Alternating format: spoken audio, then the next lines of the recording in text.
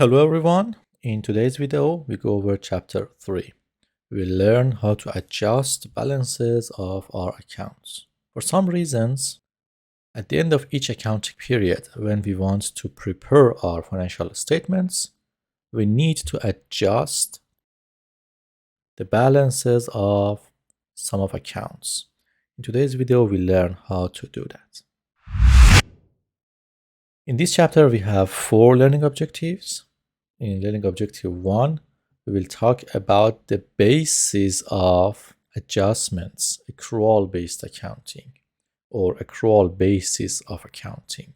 That's the reason we need to do adjustments. In learning objective 2, we learn how to prepare adjustments for deferrals.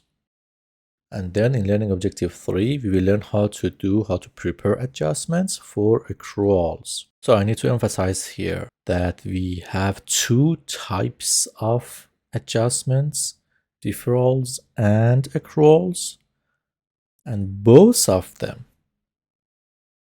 need to be done due to something called accrual-based accounting. And in learning objective 4, we will talk about something called adjusted trial balance.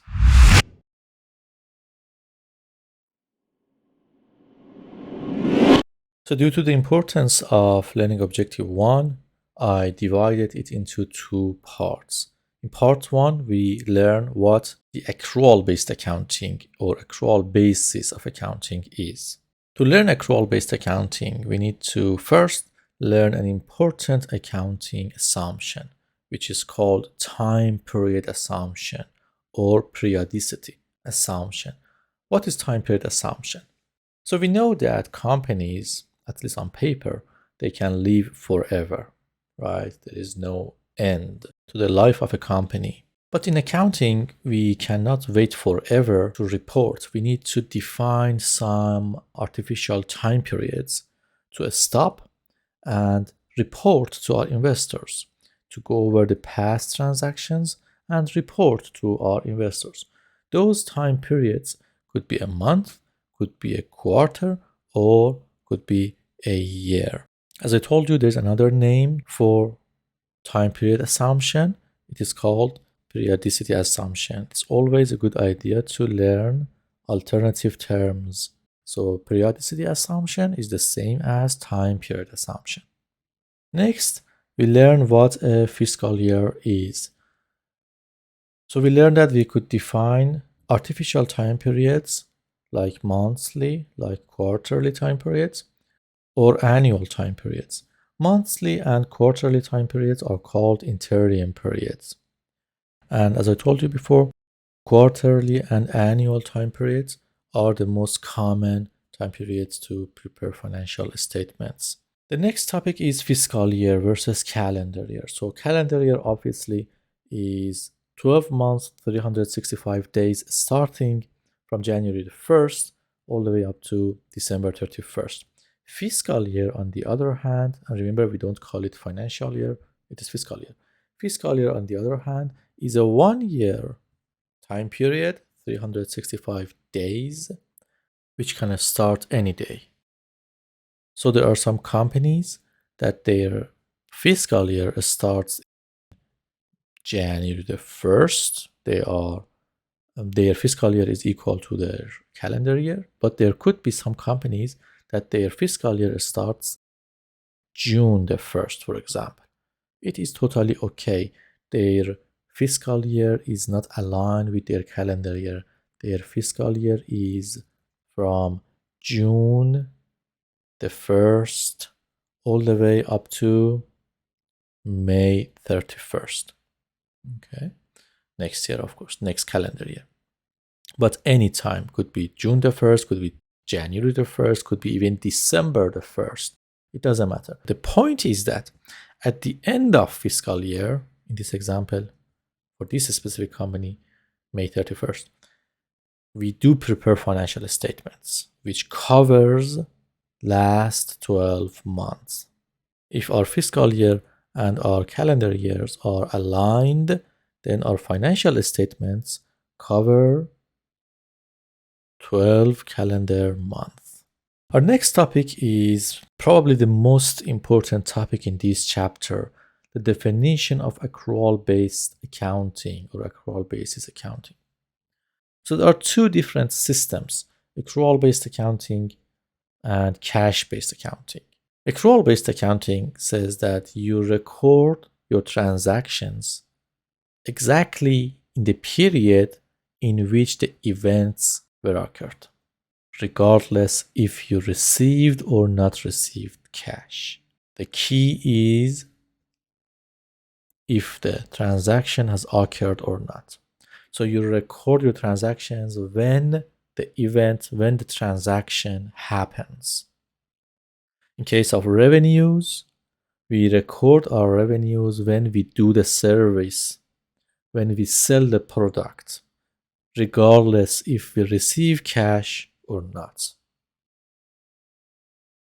Remember, this is very important. We recognize, or in other words, we record, both are the same. We record our revenues when we do the job, when we perform the service, even if we don't receive the cash at that time. We may do the job in this year, year one, but the customer pays us next year. When do we record our revenue? In year one. That's the idea of accrual-based accounting. How about expenses? The same. We record our expenses when they incur. The best example is utility bill. You use your electricity today, this month, month one, but you pay it in month 2 or month 3. You pay it later. When do you recognize your expense? When it was incurred, when you used your electricity, month 1. We don't care when we are paying for that bill. That bill could be paid in month 2, in month 3. We do not care. Our financial statements should show that the electricity was used in month 1. Cash-based accounting, on the other hand, says that you record your revenue when you receive cash. When do you record your expenses?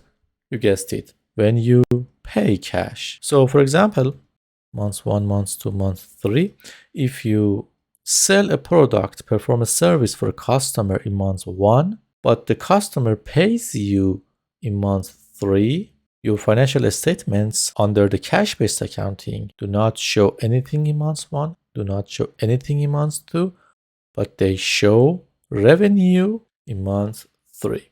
You may find this cash-based accounting more intuitive. You may say, okay, whenever I receive cash, I recognize revenue. Whenever I pay cash, I recognize expense. Yes, it is easier to understand, but there are serious drawbacks to this system.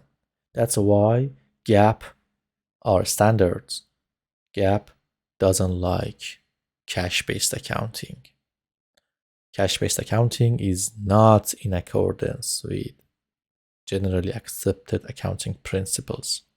Although it is not illegal, you are free to choose whichever system you want.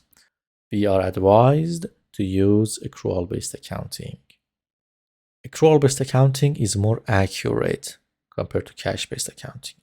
The financial statements prepared using accrual-based accounting are more informative. So based on accrual-based accounting, we have two principles. The first one is called revenue recognition principle. When to recognize, when to record revenues. It's called revenue recognition principle.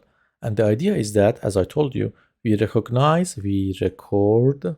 Recognize means record. We record our revenue in the period that the job is done, the service is performed, the product is sold, or more technically, the term is when performance obligation is satisfied.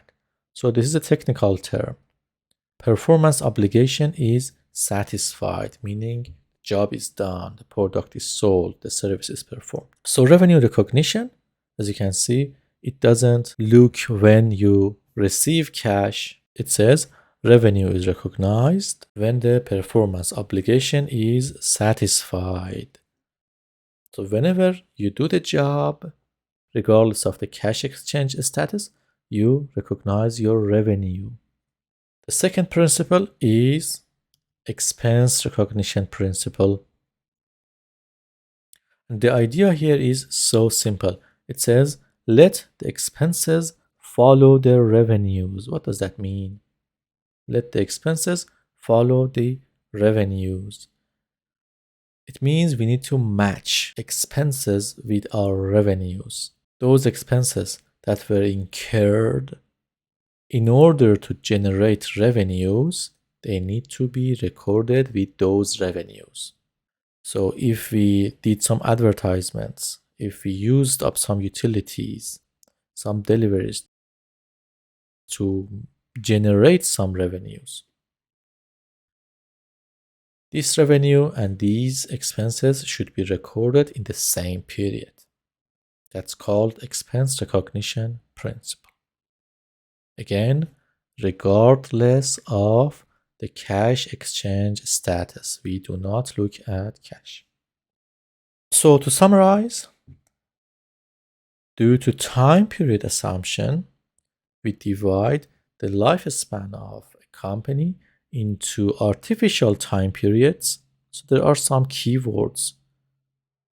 The life of a business can be divided, that's the first keyword, divided into some artificial time periods. Because of that, we have to follow two principles: revenue recognition principle and expense recognition principle. Both of them are children of accrual-based accounting, which is aligned with generally accepted accounting principles, GAAP. So that was the foundation of adjustments in accounting. But in part 2 of learning objective 1, let's learn why we need to do adjustments, why there are some balances in need of change.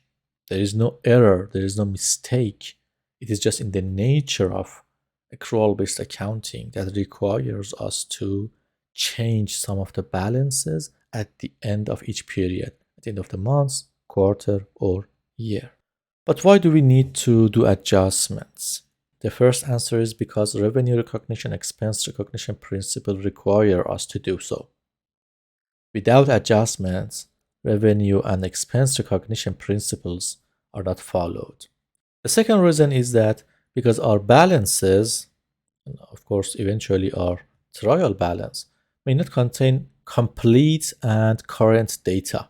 Without adjustments, there could be some transactions which are not recorded, which are not shown in our trial balance. But what else about adjustments? Well, we do it whenever we prepare financial statements. So remember, we date our adjustments at the end of accounting period. Why? Because that's the time we are preparing financial statements, at the end of accounting period.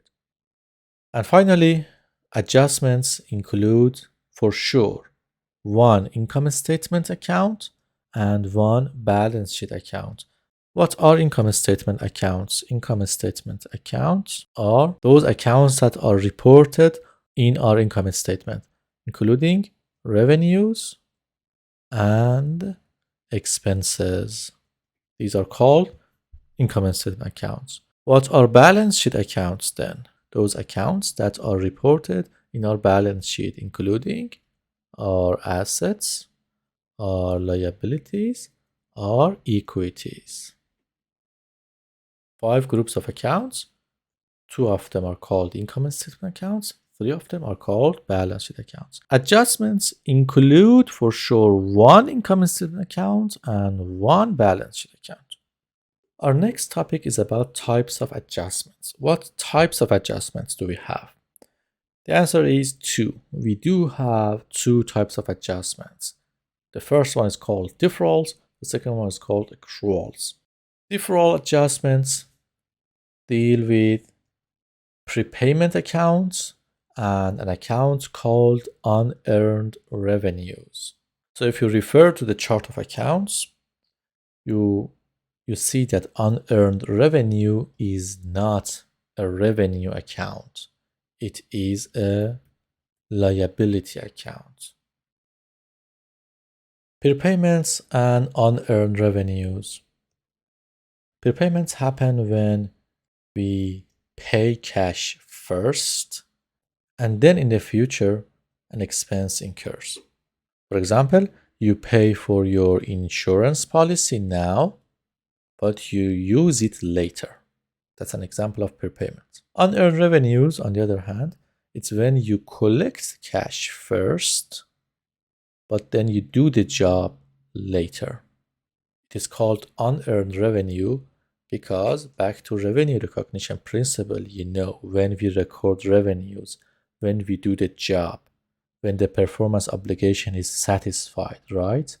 So we cannot record a revenue, we cannot recognize a revenue until the job is done. So up until that time, it is an unearned revenue.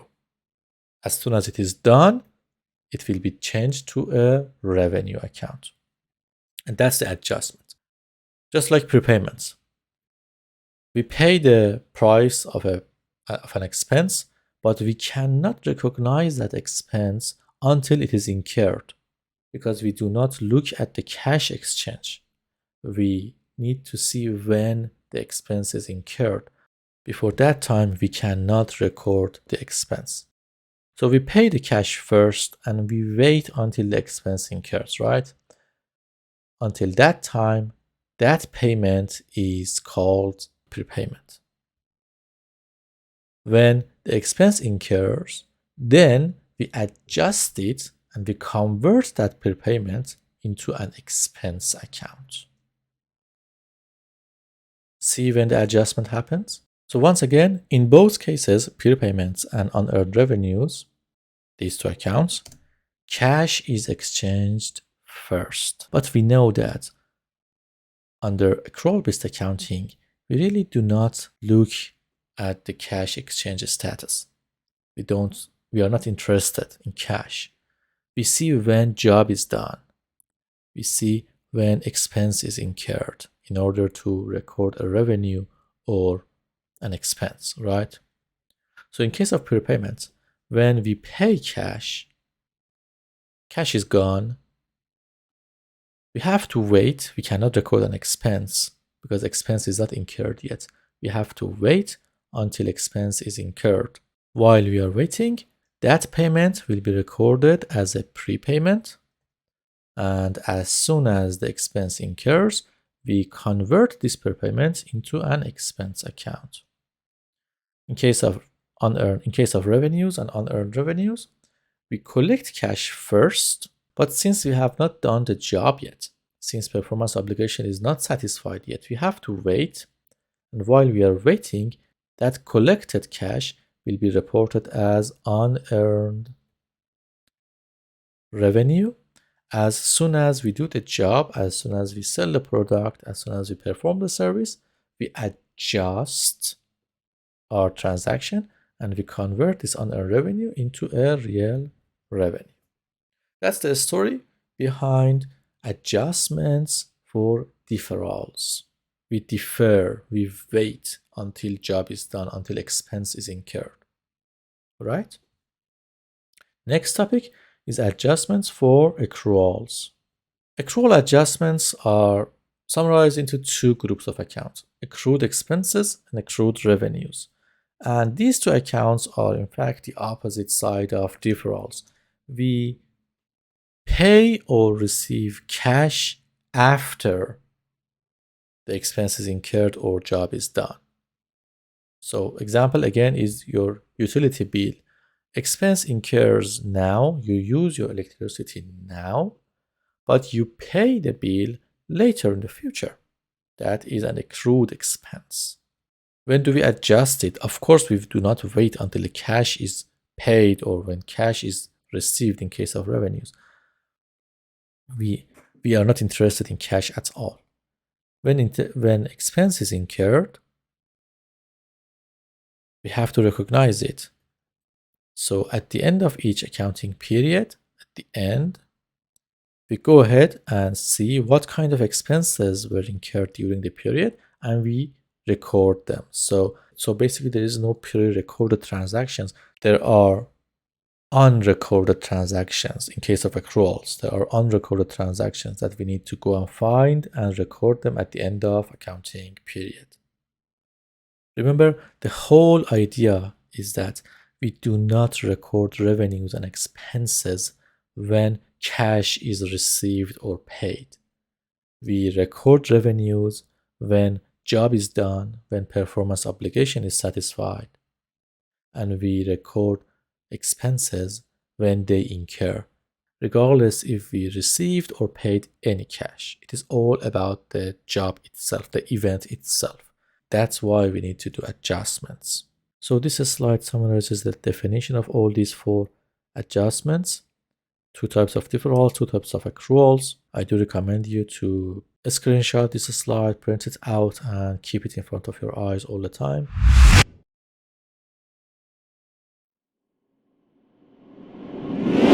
So in case of deferrals, you remember that cash was exchanged first.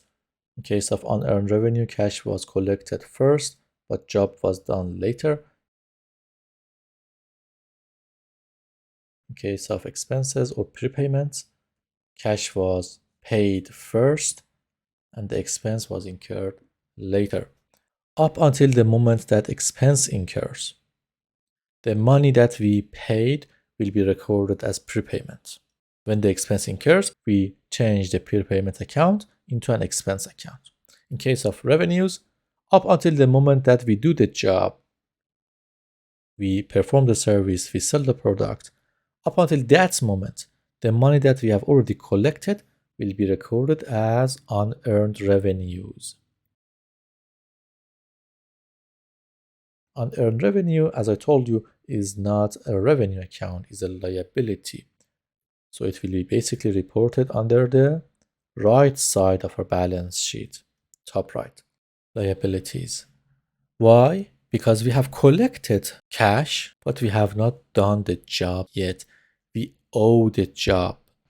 So this liability is basically the job we need to do or the product that we need to sell. So that's why unearned revenue is a liability. Examples of prepayments are like, as I told you, insurance. You pay your insurance now, but you may use that policy in 5 months, in 4 months, in 6 months. Another example of prepayments are like supplies. Supplies are like pen and pencils and all the office supplies you may use in your office. Supplies. You purchase those supplies, like papers. You don't use them up all at once, right? So throughout the accounting period, each day you may use up a little bit of those supplies. Remember, the definition of expense was linked to the idea of consumption, usage, right? So we cannot expense our supplies as soon as we purchase them. They are just there, they are not used yet. We have to use them. So at the end of accounting period, out of whatever supplies amount we had, a little bit is probably left, but majority of them is gone, is used. So that used amount will be recorded as an expense. The rest will be left as prepayment. That's another example for adjusting prepayments. Or rent. As a renter, you pay the rent amount at the beginning of the month and you use your office during the month. So when you pay it, it will be a prepayment account, and as you use it, you convert it to an expense at the end of the month. Okay, so that was a theory. Now let's see how we do it in practice. To adjust prepayments or prepaid expenses, what we do is to take the amount out of our asset account by crediting it. Asset accounts normal balance is debit. So normal balance means the slide that increases the balance. When we want to decrease the balance, we go with the opposite of normal balance. In the case of assets, it is credit. So we take the amount out of the asset account and we put it into an expense account. How? We debit an expense account. Why? Because an expense account's normal balance is debit. If we want to increase the balance, if we want to put some money into that account, we debit it. This is how we adjust a prepayment. We take the amount out of the asset, we put it into an expense account. We increase the expense account, we decrease the asset account. When do we do that? When the thing is used or when the time is passed. In case of supplies, for example, or in case of rent, we recognize the expense when time is passed. Let's see how it works using this example. The company purchased supplies, in this case papers and pens and pencils, costing $2,500 on October 5th. The company recorded the purchase by increasing the asset supplies. So the company has purchased some supplies and they have debited the account asset supplies. This is a form of prepayment. If you refer to the chart of accounts, you can find the term supplies under both assets and expenses. Supplies as an asset is a prepayment account. Supplies as an expense is an expense account, obviously. Moving on, this account shows a balance of $2,500 in October 31st. An inventory count at the close of business on October 31st reveals that $1,000 of supplies are still on hand. I use the analogy of buckets. So this is my bucket of supplies, and on October 5th, I put $2,500 worth of supplies. Okay, when October 5th. But then at the end of the month, while my accounts are still showing that there is $2,500 supplies, the actual inventory count, physical counting of the inventory, shows that in fact we have only $1,000 worth of supplies in our inventory. So basically it means that $1,500 of our supplies is used, is gone.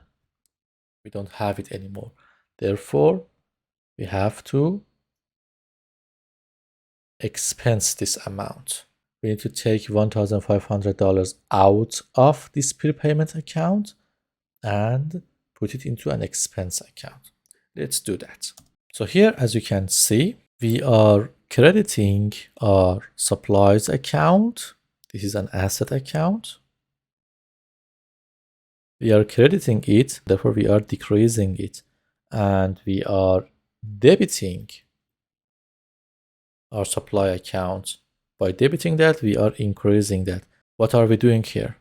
We are taking out some of the amount out of our supplies account and put it into an expense account. So if I draw the T account of our supplies, initially we had $2,500 worth of supply, October 5th. But now at the end of the month, we credit 1,500, October 31st. And by doing so, we are left with only $1,000 in our prepayment account, in our asset account. But we all know that every single transaction needs at least two accounts. So this adjustment here, which is adjusting the ending balance of supplies, is actually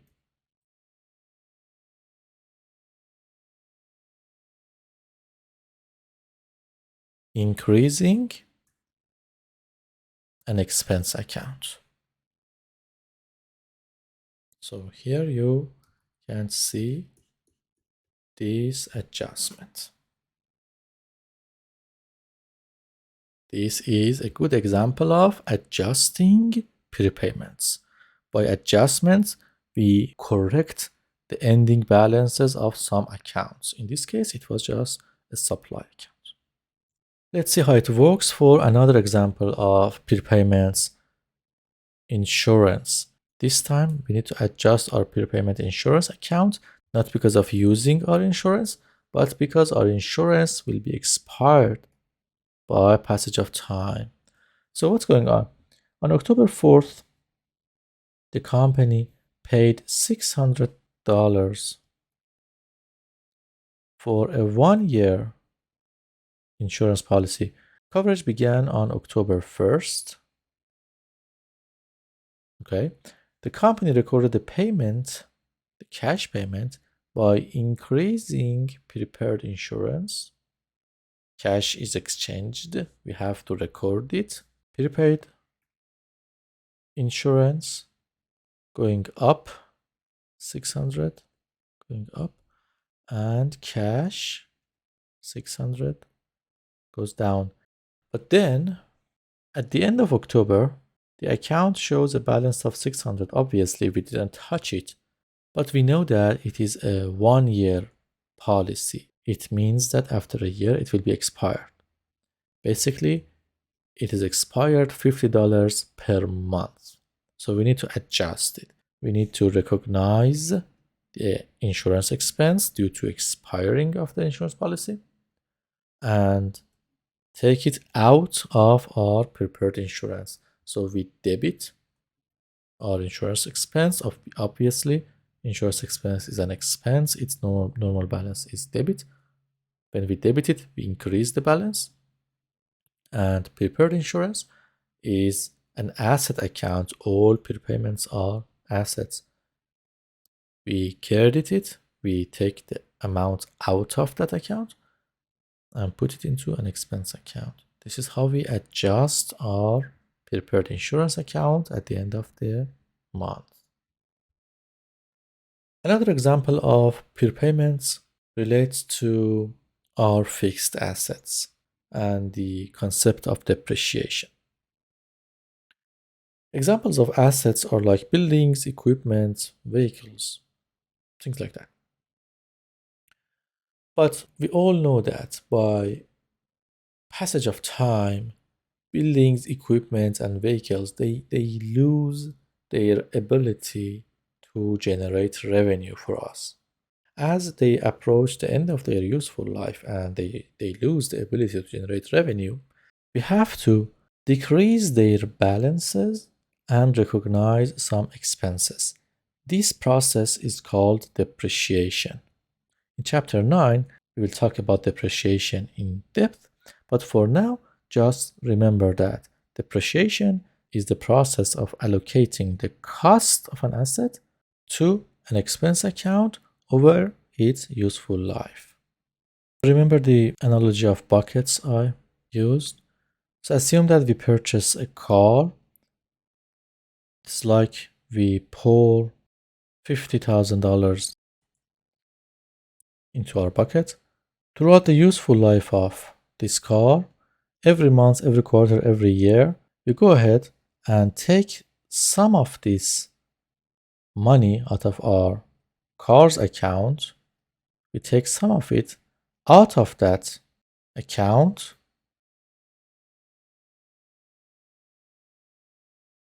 and put it into an expense account. So every year we do that until the end of useful life. This is what we do with depreciation. It is important to note that depreciation has nothing to do with the value of the asset. It is just a simple mechanical accounting process to take some portion of your asset balance and put it into an expense account. As simple as that. How do we do that? Asset goes down by crediting the account, and expense account goes up by debiting it. Let's see how it works in an example. So in this case, the company has an asset which depreciates with the rate of $40 per month. So for recording the adjustments of month October, we need to recognize depreciation expense, debit the expense account, and decrease the asset account by crediting accumulated depreciation account. Accumulated depreciation is called the contra asset account, and contra asset accounts are those accounts that have normal balances opposite to the account to which they are related. For example, in this case, accumulated depreciation is related to the equipment which is going to be depreciated. Its normal balance is the opposite of equipment. So this slide summarizes the way we adjust for prepayments. As you learned, examples of prepayments are insurance, rent, supplies, depreciation, things like that. Why do we need to adjust these accounts? Because basically these accounts were payments that were recorded originally were recorded as an asset because they were not used yet, they were not expired yet. But now they are used, they are expired. So we have to take them out of the asset account and put them into an expense account. Overstated and understated. What does it mean when it says before adjustment, assets are overstated and expenses are understated? So back to the example of supply. When we purchase some supplies, we increase the amount. In this case, for example, let's go with $1,000. We increase the supply asset account. We debit our supply asset account. We increase it. It is like we pour $1,000 worth of something into our bucket. But we cannot record any expense. Right? So we have to increase the asset. We leave it there until we use up some of the supplies. So throughout the accounting period, we use up some of the supplies. And at the end of the accounting period, although our inventory shows that we have used up some of our supplies, our bucket is not full anymore. Some of them is gone. But our supply asset account is still showing the same amount. So asset account in this case is more than what it actually is. It is overstated. And of course, 700 of this supply is gone, is used, right? So it should be recorded as an expense, but we don't have anything here under the expense account. So our expense account is understated. There should be $700 here. That's the reason for our adjustments. That's why we need to adjust our accounts, in this case, prepayments. So the adjustment would be this, and we will be left with a correct balance here. So the adjusting entry, of course, as I showed you, is to debit an expense account and credit the asset account. Or in case of depreciation, the contra asset account. In case of unearned revenues, the whole idea is the same.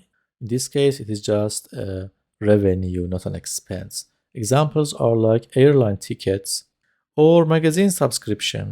It is so easy to understand.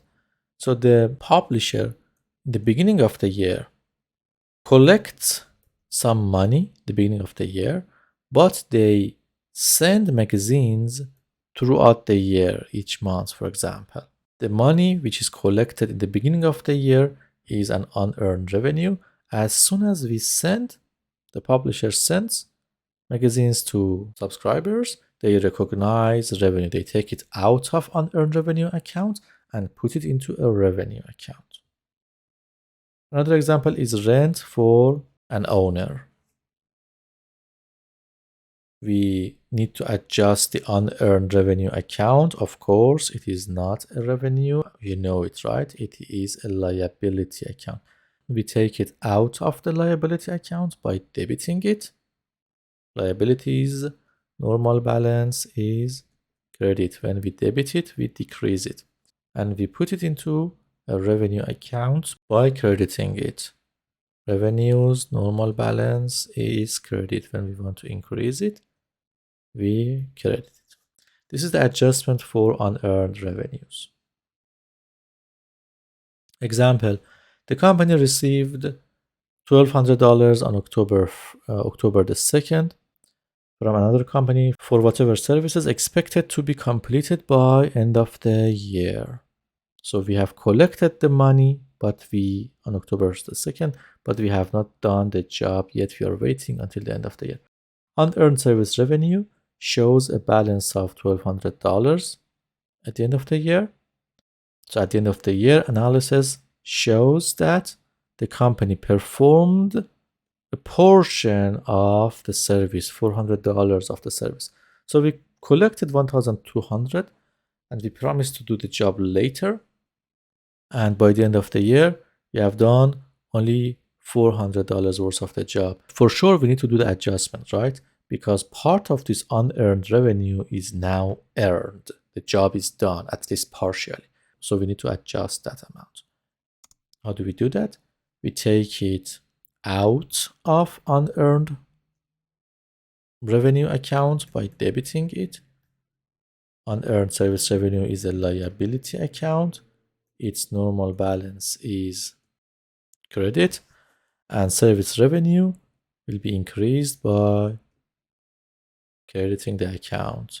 So basically we take it out of the liability account and we put it into a revenue account, and unearned revenue now is recognized as a revenue.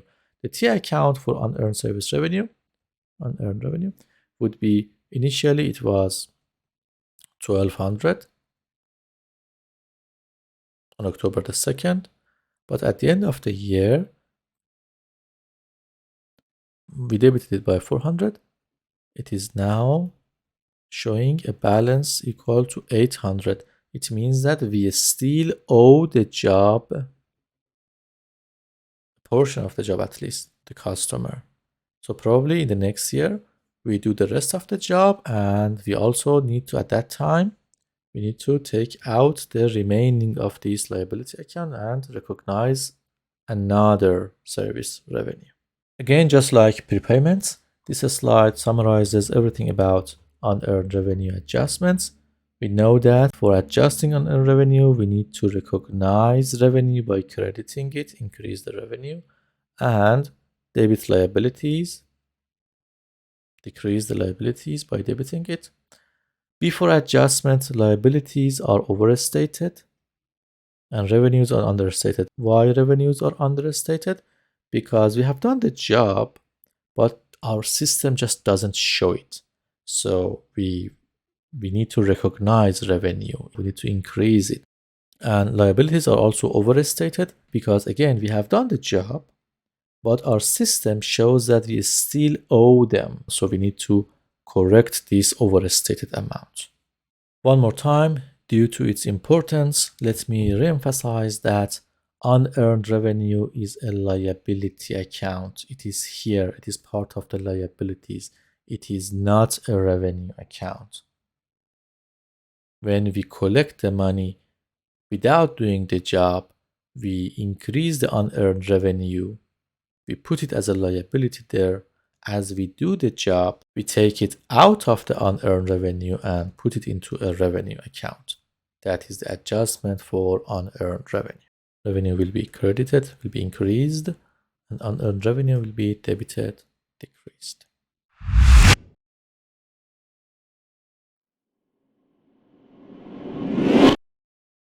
Accrued revenues are those transactions that are already performed but not yet recorded at the date of a statement. When we are preparing a statement, they are not recorded yet. Accrued expenses, the same. They are all those expenses that are incurred during the accounting period, but they are not recorded at the date of statement preparation. So as we learned already, cash will be exchanged after the job is done. Accrual adjustments do not have an initial entry. Unlike deferrals, prepayments, and unearned revenues, there is no initial journal entry. We just submit one journal entry at the end of accounting period, and that one entry is our adjustment. Examples are like rent as an owner and interest as a lender. To adjust an accrued revenue, to recognize an accrued revenue, we credit a revenue account that increases the revenue, and we debit an asset account. It also increases the asset account. That asset account is an account receivable. Why? Because we have not received anything in cash. So we recognize revenue and we record in our account receivable that we are supposed to receive money in the future from the customer. Example, in October, the company performed services worth $200, but they didn't bill the client in October. So at the end of the October, we go over our documents and we realize that a service was done. So it is time to record it. How do we do that? As we learn, we recognize our revenue, we credit our revenue account, and we debit our receivables account because we have not received anything in cash yet. But later, on November 10th, the company receives cash, $200 for the service they did in October. How do we record that? We increase our cash by debiting our cash. Why? Cash is an asset account. Its normal balance is debit because it is an asset. An account receivable will be credited. Crediting an account receivable decreases that again because it's an asset, just like cash, and its normal balance is debit. Normal balance increases the balance. When we want to decrease it, we credit it.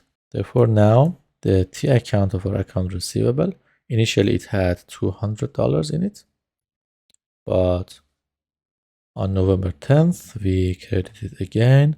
Now we have zero balance for account receivable. Everything is received now. To adjust accrued revenues, we need to recognize our revenue. We credit revenues and we decrease our account receivable account. Before adjustment, our assets are understated. Our revenues are also understated because revenue was not recorded and account receivable was not also recorded. So both were understated. Accrued expenses are similar to accrued revenues. The difference is that we're talking about an expense account. So in these types of transactions, an expense incurs and then we pay the cash. But we know that we have to record the expense regardless of the status of cash exchange. Examples are like salaries, taxes, or interest as a borrower. Employees work, for example, for 2 weeks, week 1, week 2, and they receive their paycheck later after the expense has incurred. Of course, we are recording on behalf of the company here, not on behalf of the employees. To adjust accrued expenses, we need to recognize an expense by debiting it. When we debit an expense, we increase it. Why? Because normal balance is debit. Normal balance of an expense account is debit. And we recognize a liability account. We increase a liability account by crediting it. Again, the normal balance of liability account is credit. So why is that? Because we don't pay cash now. We just are recognizing the expense. And we put the same amount into an accounts payable account. This example is important. Here, an example of accrued interest expense is illustrated. So as we can see, the company signed a 3-month note payable in the amount of $5,000 on October 1st.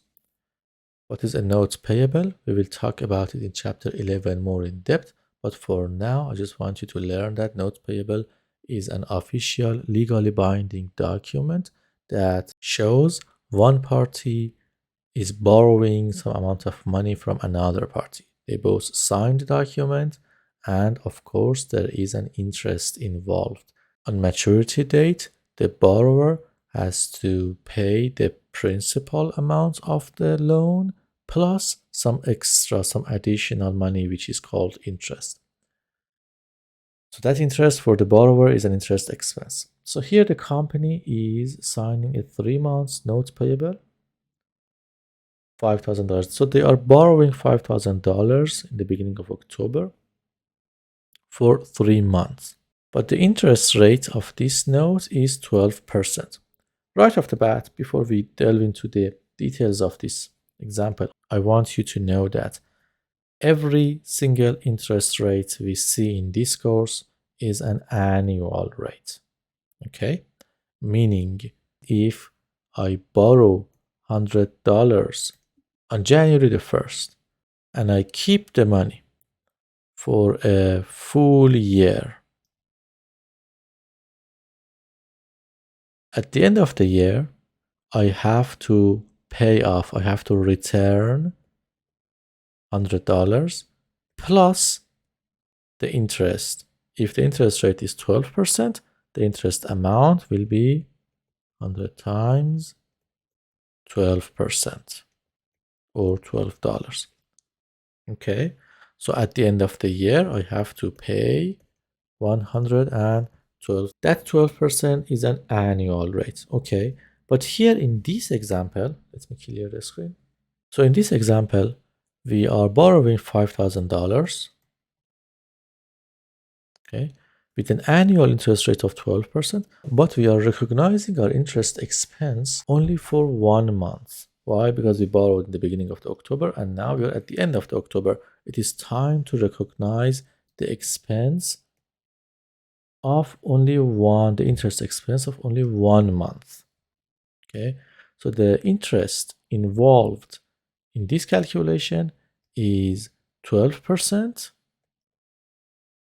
times 1 month out of a year, 1 month out of 12 months. So we take our face value, the value that is written on the face of the note. It is also called par value, and we multiply it by the annual interest rate.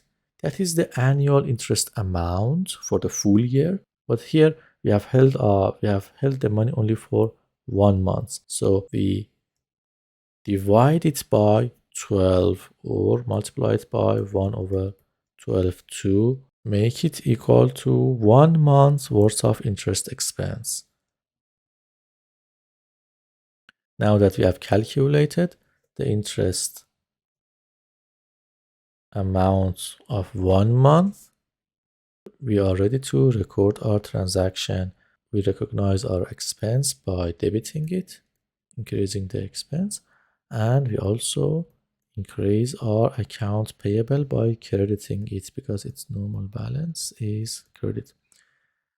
Basically, it means that every single month we have to recognize $50, but not for all months, only for 3 months because it is a 3 months note. So at the end of month 3, we pay $5,000 plus $350,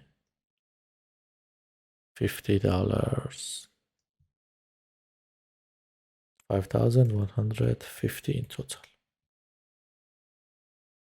The interest expense of month 1, interest expense of month 2, and interest expense of month 3. See how it works? We do it at the end of month 3 here. The next example of accrued expenses is about salaries. So take a look at this example. The company has 2 paydays, October 26th and November 9th.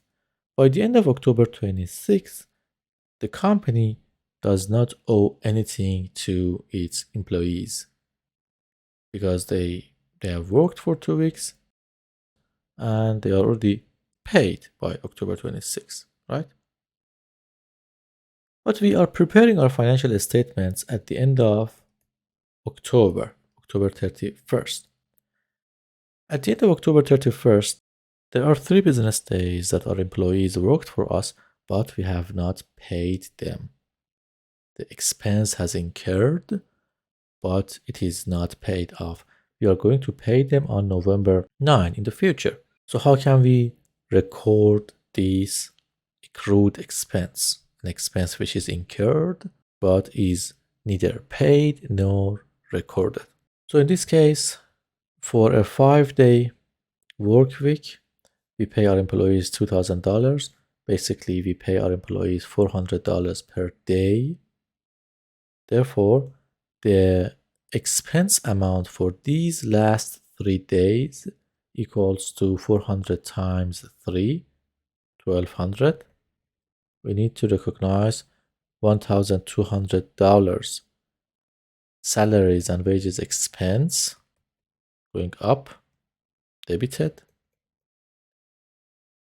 and record accounts payable, same amount, also going up by crediting it to show that we will pay them in the future. We are supposed to pay them in the future.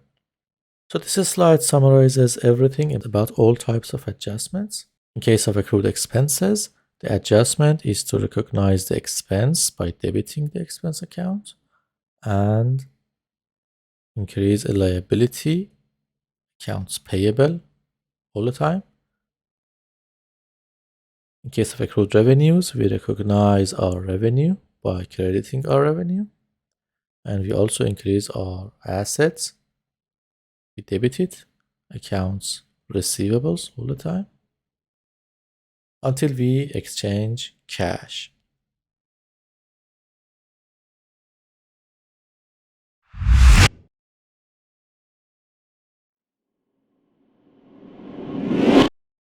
In Learning Objective 4, we talk about adjusted trial balance. You are already familiar with this diagram. This is our accounting cycle, steps that lead to our financial statements and closing our accounts. We start by analyzing our transactions, and then we journalize them, and then we post our transactions into our ledger. Then we prepare our very first trial balance. This is called unadjusted trial balance.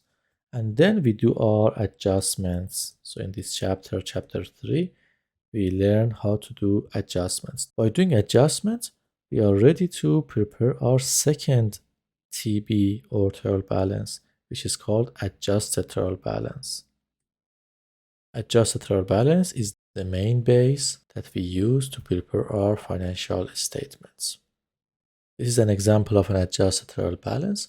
As you can see, some amounts are in red, like accounts receivables, prepared insurance, accumulated depreciation, interest payable, unearned service revenue.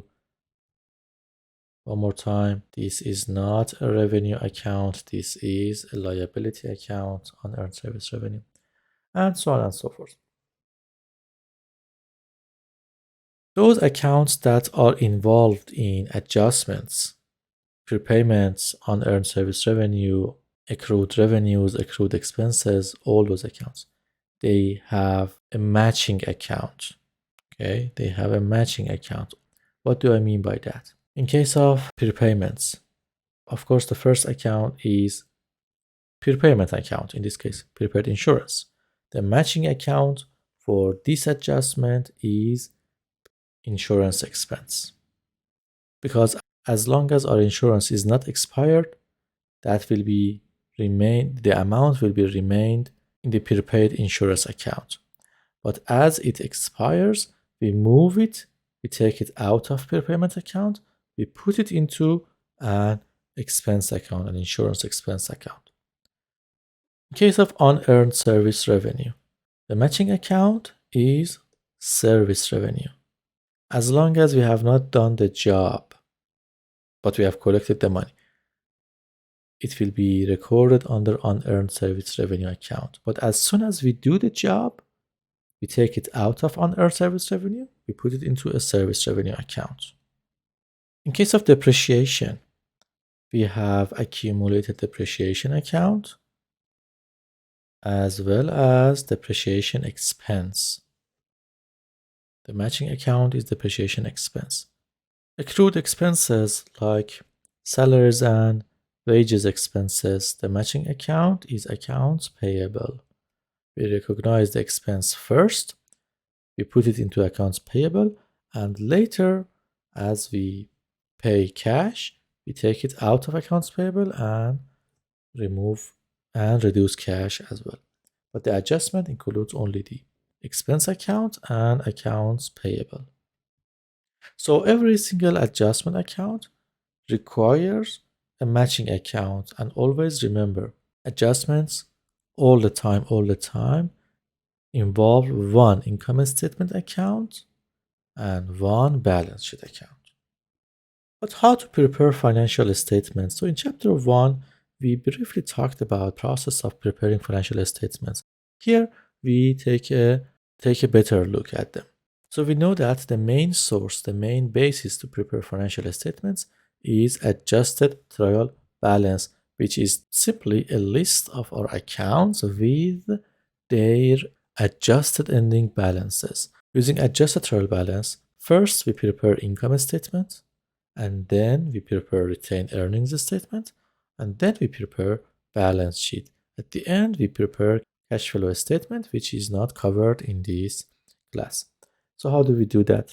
This is our adjusted trial balance, the main source of data. So we use adjusted trial balance to prepare income statement first.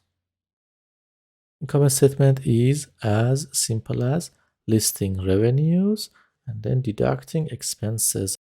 All these accounts are listed in our adjusted trial balance. We just take them and put them into our income statement format. So revenues minus expenses, 7,740, which is the summation of all of these expense accounts, equal to 2,860 in this example, which is our net income. Because our revenues are more than our expenses, we are left with a positive number, an income. We use this number, we use the net income, which is the output of our income statement, and we put it into our retained earnings statement. Retained earnings statement depends on our income statement. That's why we cannot prepare retained earnings statements as the first statement. We have to prepare income statement first. And then we take the dividends, again, from where? From our adjusted trial balance. And we put it into our retained earnings statement. Dividend has a negative effect here. Our beginning retained earnings also comes from the adjusted trial balance, and the result is our ending retained earnings.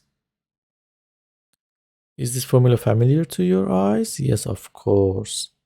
Beginning retained earnings plus net income minus dividends gives us ending retained earnings. This is the formula of retained earnings statement. And then we use this retained earnings statement to prepare our balance sheet. So net income is the output of income statement, is an input to retained earnings statement. Ending retained earning amount is the output of retained earnings statement and is an input to our balance sheet. So here we put that amount in our balance sheet.